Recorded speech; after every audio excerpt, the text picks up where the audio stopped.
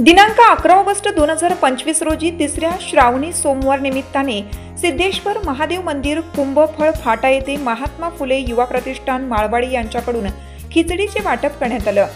सदर खिचडी वाटपाचा कळस खुर्द आणि बुद्रुक तसेच पंचक्रोशीतील सर्व भाविक भक्तांनी लाभ घेतला।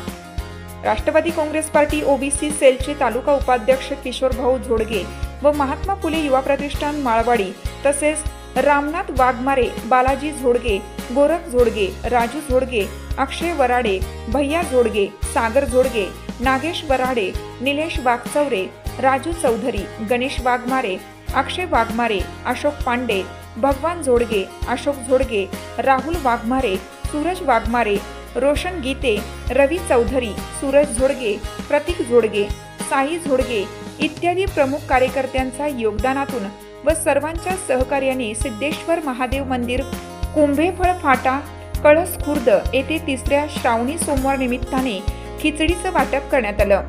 यावेळी मोठ्या संख्येने भाविकांनी खिचडी प्रसादाचा लाभ घेतला।